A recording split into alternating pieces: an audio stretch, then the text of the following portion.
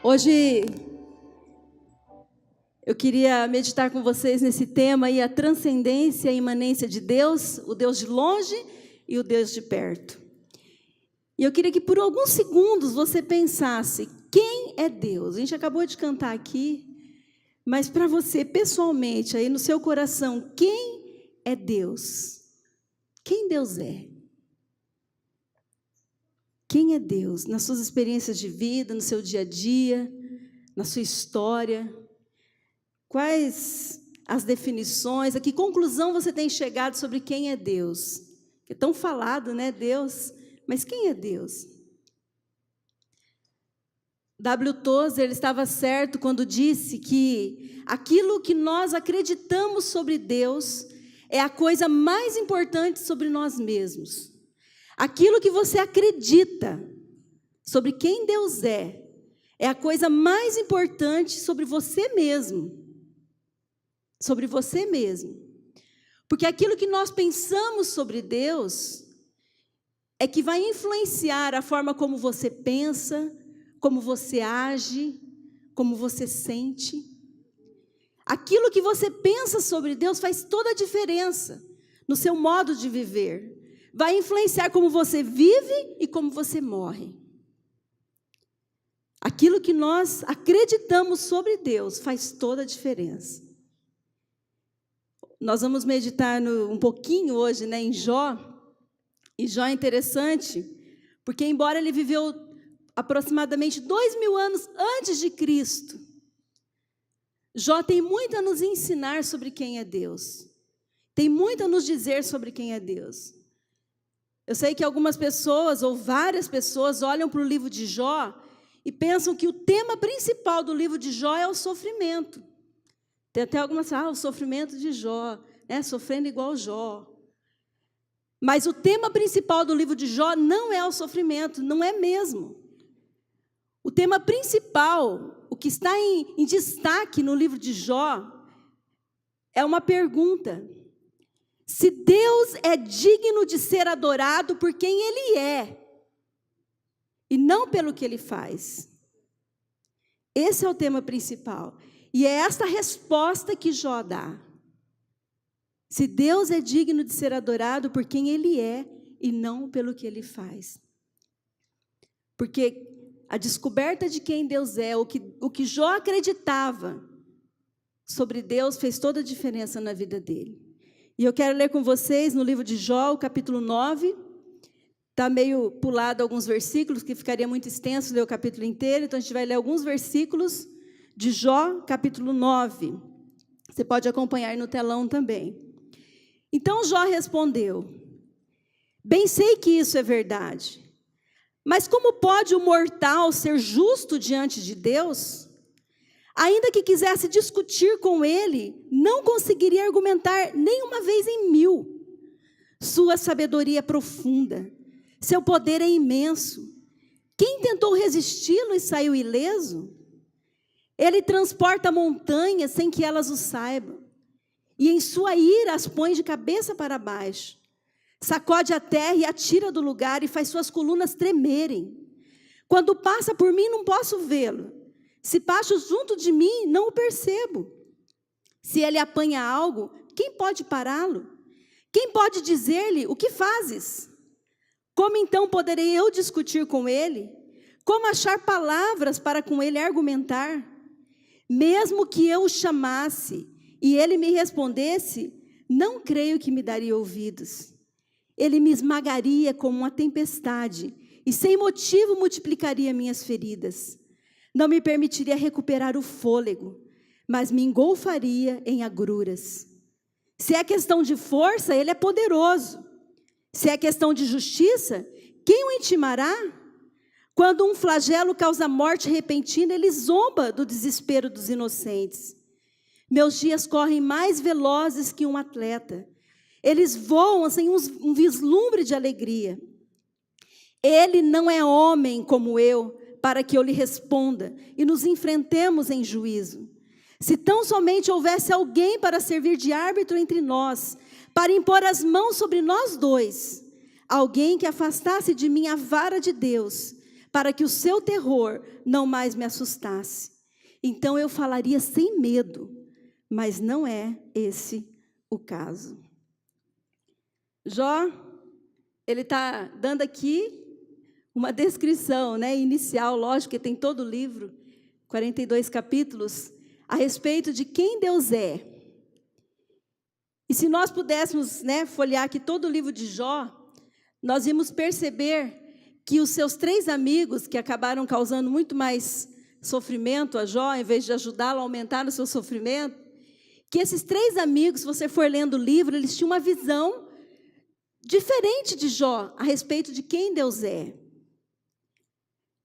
As pessoas, elas às vezes aumentam o sofrimento por ter uma visão distorcida de Deus. E não só o seu sofrimento, mas às vezes aumenta o sofrimento do outro, como esses amigos fizeram.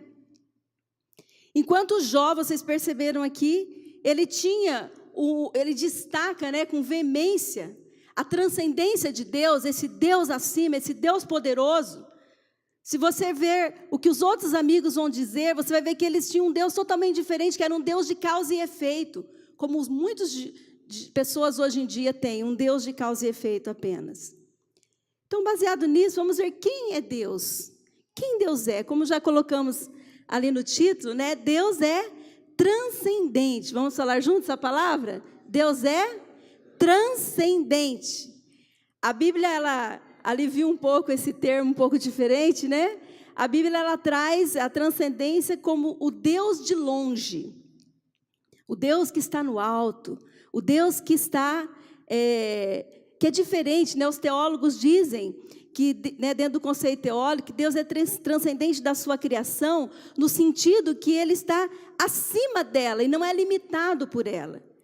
A transcendência no sentido de que Deus não está limitado ao tempo e espaço, como toda a criação natural está. Deus é transcendente. No texto que você viu aqui, Jó, expressando isso de forma clara, quando ele diz que Deus transcende todo o universo, ele diz palavras como profundo, imenso.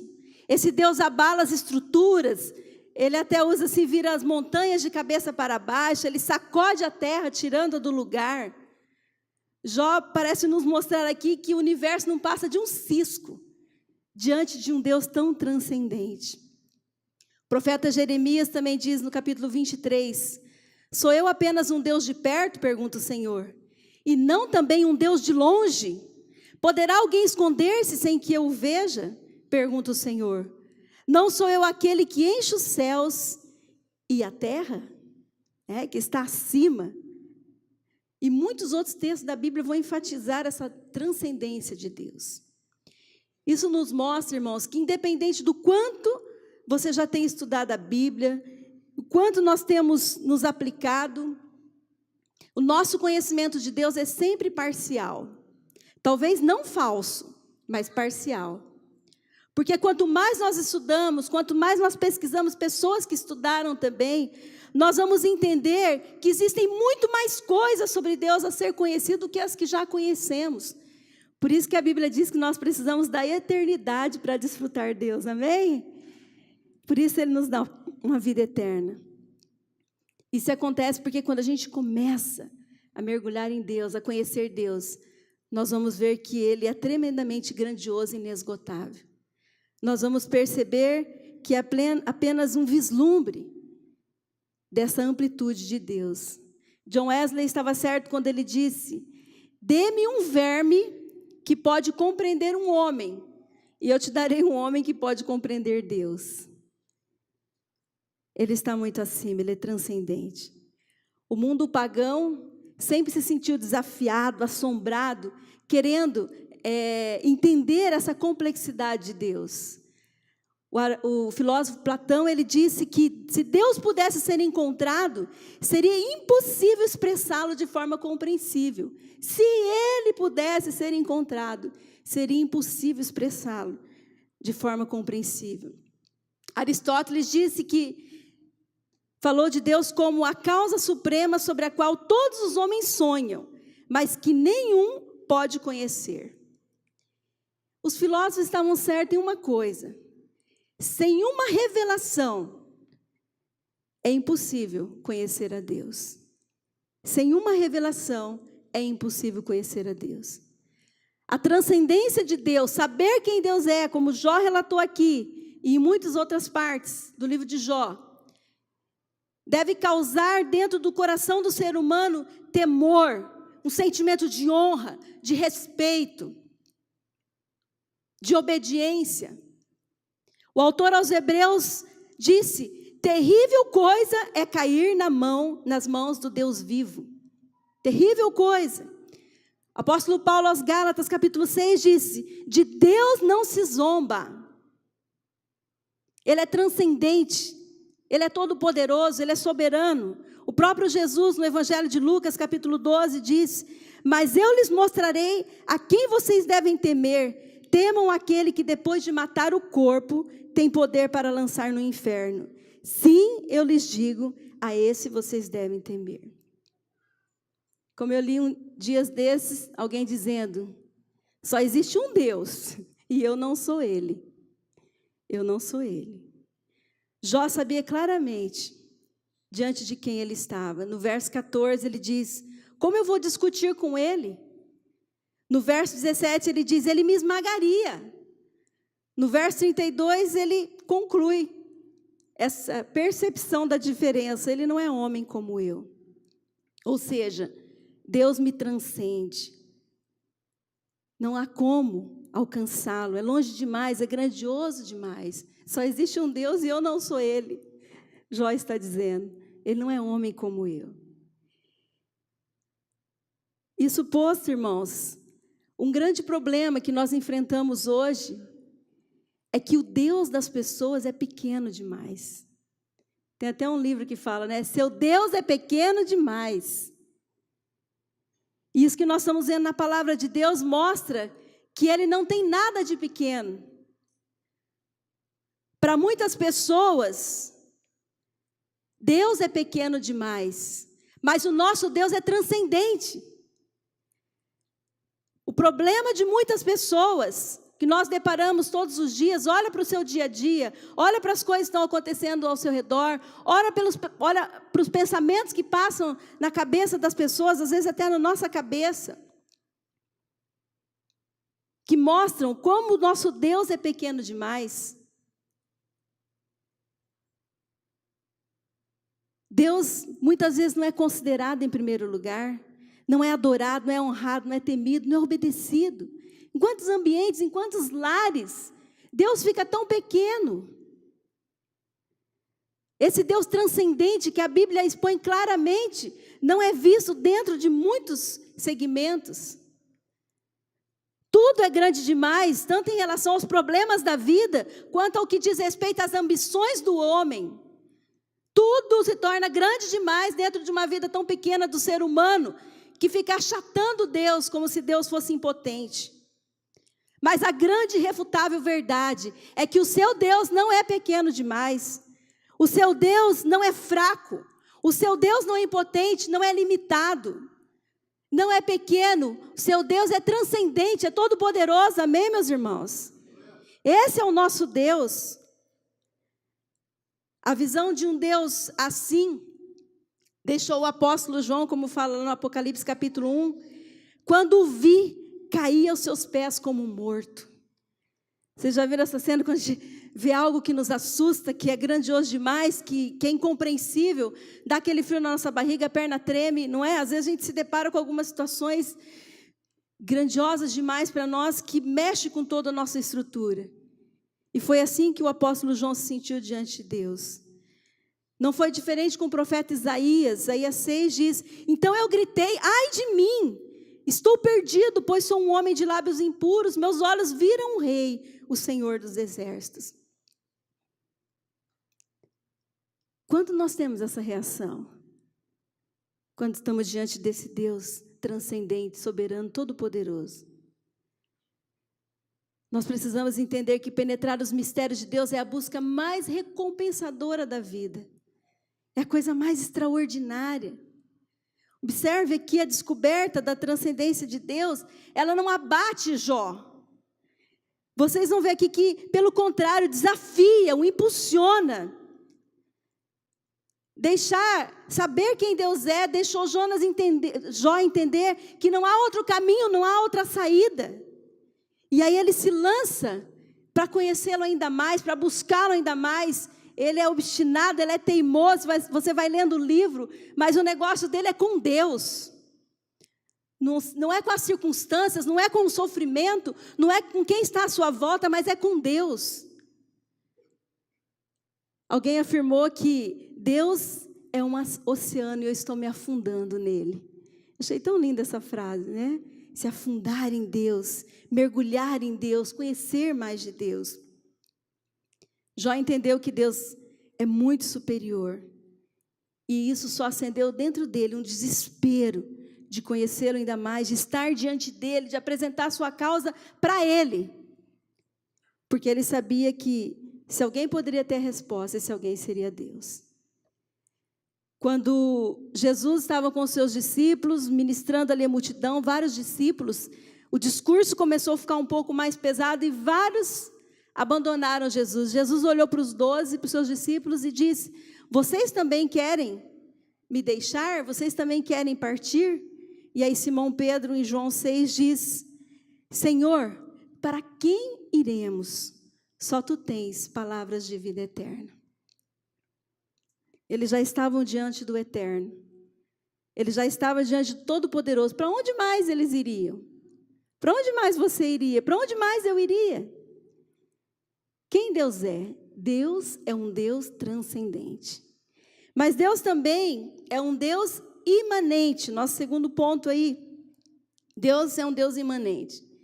Eu peço licença para quem gosta, mas eu não gosto daquela música que fala, é que ela tem uma melodia muito bonitinha, né, bem gostosinha, mas a música diz: ninguém explica Deus. Né? Do crente ao ateu, ninguém explica Deus. Como assim ninguém explica Deus? O Deus transcendente também é o Deus imanente. O Deus de longe também é o Deus de perto. Tem uma pedra que ela chama Pedra de Roseta. Eu gosto muito de pensar nessa pedra. Ela é uma pedra que data de 196 a.C. Ela é uma pedra que ela foi descoberta por Napoleão. Na verdade, ela já estava exposta ali, ela já estava no Egito, mas ela foi descoberta, ela foi achada por Napoleão numa expedição em 1799. Uma pedra negra, né, comum, tipo uma estela. E essa pedra não foi dado o devido valor a ela, e só em 1801, a França, o Reino Unido, em guerra também, pegou algumas coisas, ganhou da França, pegou essa pedra e levou para o Reino Unido. E desde 1802 ela está exposta no Museu Britânico. E todos os dias, quando o museu está aberto, tem muitas pessoas em volta daquela pedra tirando fotos. Ela é a Mona Lisa, né, vamos dizer assim, do Museu Britânico. Assim como a Mona Lisa é do Louvre, a Pedra de Roseta é a Mona Lisa do Museu Britânico. Muitas pessoas vão lá porque ela é a atração do museu. E por que essa pedra é importante, a Pedra de Roseta? Porque essa pedra, até Napoleão quebrou um pedaço dela, né, na guerra. Mas essa pedra, ela decifra. Por causa dessa pedra, os hieróglifos do Egito, a língua do Egito, as escritas do Egito, puderam ser decifradas em 1802. Até então não eram decifrados aquela escrita, porque a pedra ela traz 3 textos iguais, é trilíngue, né? Apesar que são 2 tipos de hieróglifos diferentes, mas ela tem uma tradução em grego. E através do grego, eles interpretaram aquilo que, até então, ninguém conseguia entender. Eles ficavam dando tiro no escuro, tentando decifrar aquela beleza toda do Egito, aqueles escritos todos, e não conseguiam. E por causa dessa pedra tão simples, de uma aparência tão rude, eles conseguiram decifrar toda a língua do Egito. E nós temos, né, toda essa riqueza arqueológica por causa dessa pedra. Eu estou contando isso porque eu queria dizer que Jesus é a pedra de Roseta da fé. Jesus é o Deus imanente. Jesus, ele veio, e por causa dele a gente pode decifrar esse Deus transcendente, esse Deus todo-poderoso. Por causa de Jesus, esse Deus de longe também é o Deus de perto. Então não tem como dizer ninguém explica Deus. Jesus explica Deus. Jesus explica Deus. E Jó inicia a sua caminhada conhecendo apenas esse Deus de longe, transcendente, mas ele deseja no profundo da sua alma conhecer mais um Deus de perto. E nós vemos lá no verso 32, 35, que ele disse, ele não é homem como eu. Ele constata isso, Deus é transcendente, mas ele diz que ele quer responder, e ele diz, se tão somente houvesse alguém. Se houvesse alguém, como eu gostaria que houvesse alguém para servir de árbitro entre nós, para impor as mãos sobre nós dois.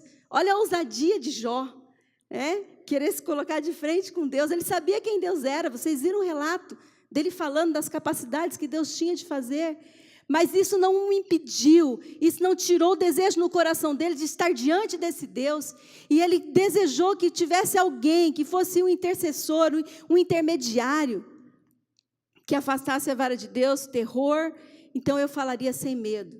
E ele diz, mas esse não é o caso. Jó compreendia o abismo que havia entre ele e Deus, e ele ansiou por um mediador.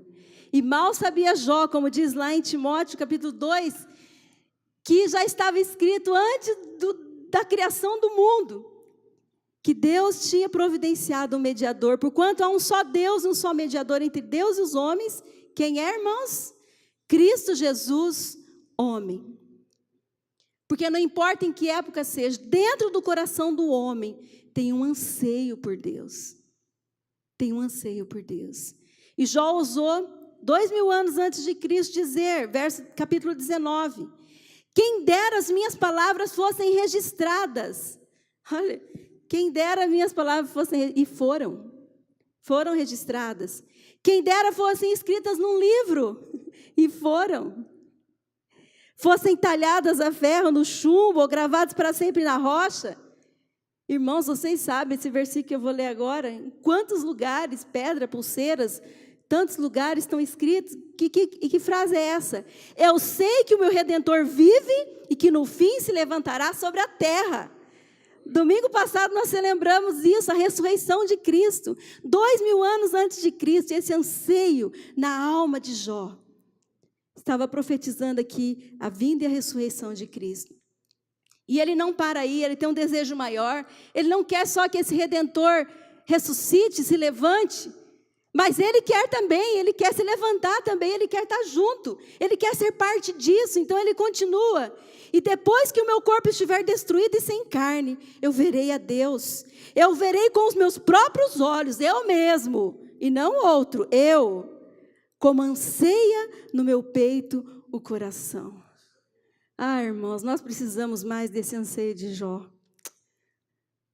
Nós precisamos de uma vida espiritual fervorosa, assim, cujo maior desejo é o próprio Deus.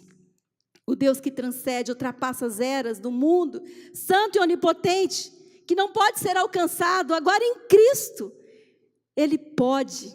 O homem-Deus, Jesus Cristo, é o Deus encarnado. A imanência de Deus é Jesus Cristo, o Deus encarnado.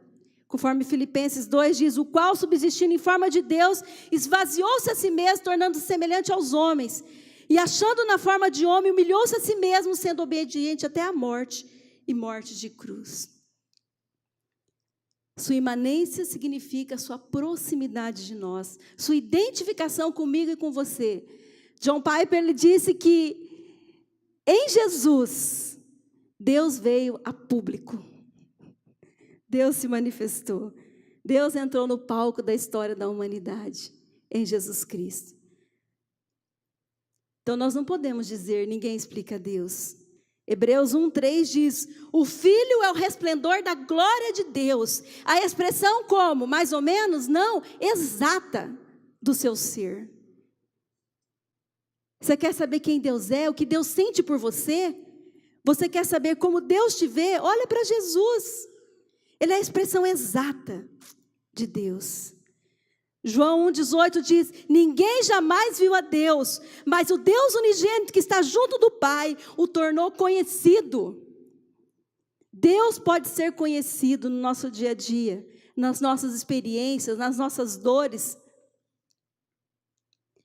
Agora, de forma prática, né? Estou colocando aqui sobre a transcendência, a imanência de Deus, mas o que nós podemos aprender com essa verdade? Quais são algumas ações práticas da transcendência e da imanência de Deus? Do Deus de longe, do Deus de perto. Como que isso pode nos ajudar? Lições práticas sobre a imanência e a transcendência de Deus. Então, em primeiro lugar, quando você não entende alguma coisa, não pense que Deus também não entende. Já ficou claro aqui para nós. Quando você estiver vivendo uma situação, a Gisele ali estava pedindo oração, a Zenita, né? Não só coisas de enfermidade, mas tantas coisas nós passamos na vida. Quando nós não estamos entendendo, quando está meio confuso, tumultuado, não pense que está tumultuado para Deus. Não pense que Deus não está entendendo. A sua transcendência permite que Ele ouça, que Ele veja, que Ele saiba. Tudo, em todo lugar, nada lhe escapa. Por isso, o que nós devemos fazer é confiar. Jó não estava entendendo nada. Se você ler o livro de Jó, até o primeiro capítulo ali, é uma coisa louca aquilo, né? Que Satanás vai perante Deus, Jó não estava entendendo nada, porque as coisas estavam acontecendo no mundo espiritual. Tem coisas, irmãos, que estão acontecendo no mundo espiritual, você não vai entender mesmo. Só que enquanto Satanás estava agindo no mundo espiritual, Deus também estava agindo. E sabe como ele estava agindo? Derrotando Satanás. Às vezes nós não estamos entendendo, mas Deus está agindo. Mas nesse momento Jó teve que fazer uma escolha, ele não estava entendendo. E a escolha que ele fez foi confiar. E nos seus piores momentos, Jó fez uma declaração de fé, que está lá no capítulo 1, verso 20. Ao ouvir isso o quê? Que a família tinha morrido, o gado tinha morrido, tinha perdido tudo. Ao ouvir isso, Jó levantou-se, rasgou o manto, rapou a cabeça, e o que ele faz? Então, ele se prostra no chão em adoração, cara no pó. E ele faz uma declaração linda de fé. Saí nu do ventre da minha mãe e nu partirei. O Senhor o deu, o Senhor o levou. Louvado seja o nome do Senhor. E em tudo isso Jó não pecou, nem de nada culpou a Deus. Declaração de fé. Jó não estava entendendo, mas ele sabia que havia um trono de glória no centro do universo e um Deus soberano assentado sobre ele, regendo todas as coisas. Jó tinha essa convicção. E o que nós temos que aprender aqui, irmãos, quando está tudo confuso, não estamos entendendo, faça a sua declaração de fé. Empresta de Jó aqui, se for necessário, quando você não tiver a sua. Mas faça uma declaração de fé, para que o inferno ouça e saiba que você confia no seu Deus. Algo prático também que a gente pode aprender aqui, sobre a transcendência e a imanência de Deus. Não importa a sua situação. Sua melhor, coloquei a melhor, porque é boa mesmo, mas na verdade é a única alternativa, sempre será Jesus. Jesus é a única saída. Eu sei que às vezes quando vê um problema, vê alguma coisa, a gente já pensa logo em estratégias humanas, a gente já começa a querer, né, pegar umas sugestões. Cuidado com as sugestões. Porque nesse momento, de beco sem saída de Jó, a mulher dele, né, não vou pôr o texto aqui, mas ela falou, amaldiçoa a Deus e morre. Os seus amigos mais chegados tentaram mudar o conceito que ele tinha de Deus, o que ele entendia de Deus. A sua própria doença, né, seu corpo praticamente podre, enfermo, porque a Bíblia diz que ele raspava com cacos de telha. Sua própria pele clamava para ele odiar a Deus. Mas Jó se levanta com toda a convicção e ele diz no capítulo 13, ainda que ele me mate, nele esperarei. Você é assim? Está naquelas situações de fronteira, de limite, dificuldade financeira, seja o que for, e você fala, não tem problema. Ainda que ele me mate, eu vou esperar em Deus. Porque Jó sabia, se é para morrer, se é para padecer, que seja nas mãos de Deus. Deus é a melhor saída. Deus é a melhor alternativa. Deus é a única. Não vai ser o pecado, não vai ser o vício, não vai ser o suicídio, não vai ser a exaustão, não vai ser a desistência, a traição. Não, não vai ser essa saída para mim. Deus é a minha saída. Ainda que ele me mate, é nele que eu vou esperar e ponto final. Ponto final. A resposta final, para qualquer coisa que você estiver pensando aí, sempre é Jesus. Porque ele é transcendente, o Deus de longe, que tem todo o poder, mas ele é o Deus de perto, que está aqui juntinho da gente, pode fazer o melhor. Uma terceira ação prática aqui é cuidado. Não brinque com Deus. Porque Deus é transcendente. Deus tem todo o poder. Deus vê tudo. Deus é santo e zeloso. Então nós temos que tomar cuidado de não brincar com Deus. Não viver uma vida, de aparência, uma vida mediana, sem esse fervor que nós vemos em Jó. Em um dos clássicos mais famosos da literatura infantil, chamado As Crônicas de Nárnia, o C.S. Lewis, eu gosto dele porque nessas crônicas ele consegue pegar conceitos tão profundos como esse que a gente está vendo, a transcendência imanente de Deus, e ele coloca numa linguagem infantil que até as crianças podem entender. E na crônica O Leão, Guarda-Roupa e a Feiticeira, tem a rainha do gelo, que figura o mal, que figura Satanás. Tem as crianças e elas estão conversando com o castor, que conhecem o Aslan, que o Aslan é a figura de Jesus Cristo, através de um leão. E aí se dá um diálogo entre as crianças e o castor, a respeito da rainha do gelo. E eu queria ler só esse trechinho para vocês. E se ela transformar também ele, se a rainha do gelo transformar o Aslan numa estátua de pedra? Perguntou Edmundo. Deixe com ele, filho de Adão. Não é tão fácil assim, respondeu o senhor castor, caindo na gargalhada. Transformar Aslan em pedra? Se ela conseguir manter-se em pé diante dele e olhá-lo cara a cara, já é caso para dar-lhe os parabéns. Não, não. Ele vem botar tudo nos eixos. Assim diz um velho poema que costumamos cantar em Nárnia. O mal será bem quando Aslan chegar. Ao seu rugido a dor fugirá. Nos seus dentes o inverno morrerá.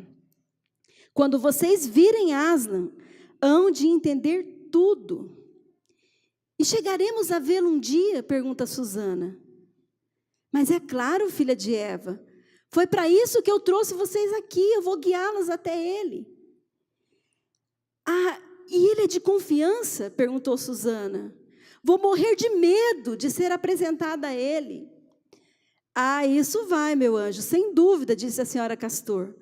Porque se alguém chegar na frente de Aslan sem sentir medo, ou é o mais valente de todos, ou então é um completo tolo. Mas ele é tão perigoso assim? Perguntou Lúcia. Perigoso? Disse o senhor Castor. Então você não ouviu o que a senhora Castor acabou de dizer? Quem foi que disse que ele não é perigoso? Claro que é, perigosíssimo. Mas acontece que ele também é bom. Ele é rei. Disse e repito, ele é bom e ele é rei. Estou louco para ver o rei, disse Pedro, mesmo que eu esteja morrendo de medo. É muito linda essa história. Esse é só um trechinho. Porque mostra que o nosso relacionamento com Deus, ele deve ser sempre de santo temor e de confiança, de honra e paixão, desejo, de estar com Ele. Vocês compreendem isso, irmãos? Honra, temor, mas que isso não nos impeça de ter intimidade e paixão. Quando Jó ouve a resposta que Deus dá a ele, porque ele quis enfrentar Deus, e quando ele ouve a resposta, lá no capítulo 40, diz: então Jó respondeu ao Senhor: sou indigno, como posso responder-te? Eu tapo a minha boca com a mão. Ou seja, vou dar um tapa na minha boca, porque onde que eu estava com a cabeça? De não ter tido esse respeito. E no 42 ele diz: certo é que falei de coisas que eu não entendia, coisas tão maravilhosas que eu não poderia saber. Meus ouvidos já tinham ouvido a teu respeito, mas agora os meus olhos te viram. Por isso menosprezo a mim mesmo e me arrependo no pó e na cinza. Embora a grandeza do amor de Deus por nós seja compatível com a grandeza do seu ser, isso não nos dá o direito de perder o temor, o respeito, a honra e a obediência ao nosso Deus. Ao saber quem Ele é, a grandeza de quem Ele é, isso deve gerar temor no nosso coração e desejo de nos aproximarmos dEle com santidade. E por fim, uma lição prática que a gente já pode aprender sobre a transcendência e a imanência de Deus. Você nunca estará sozinho. Vamos repetir: eu nunca estarei sozinho, bem forte? Eu nunca sozinho. Tentando explicar a transcendência de Deus, às vezes nós falamos assim: Deus está lá no alto, está lá no céu. O próprio Jesus ensinou a orar assim: Pai nosso que estás no céu. Quando a gente vai falar com a criança, a gente fala: o papai do céu. Mas essa não é a verdade completa. Essa é a verdade da transcendência dele. Mas a Bíblia diz que esse mistério que esteve oculto de gerações dos séculos foi agora revelado, que é Cristo em vós, a esperança da glória. Cristo está em nós. Nós não estamos sozinhos. Você não está sozinho. Então, irmã, você mulher, quando você estiver lá na pia da sua cozinha, amanhã ou um dia desses, seu coração estiver apertado, estiver caindo lágrimas nos seus olhos, você estiver com aquele sentimento que machuca, aquela estranha sensação de solidão, não tem mais ninguém, então você ali a pia, as louças, Lembra, Ele está ali. Deus está com você. Nunca, nunca mais nós estaremos sozinhos. Ele está ali. Você jovem, adolescente, universitário, quando você está sendo zoado, Quando você está sendo ridicularizado, então estiver fazendo bullying com você, lá no colégio, lá na escola, lembre-se, Ele está ali. Jesus foi zoado, foi ridicularizado no caminho da cruz. De todas as formas. Quando você estiver naqueles momentos que você não consegue mais sentir o ardor espiritual, não consegue ver mais nada pela sua frente porque você está exausto. Quem sabe cuidando de um pai, de uma mãe que acabou de molhar a cama, com mal de Alzheimer, com alguma enfermidade, e você está cansado. Lembre-se, Jesus está ali. Jesus está com você. Nós nunca estamos sozinhos. Talvez você tenha sido abusado, molestado, sexualmente ou verbalmente.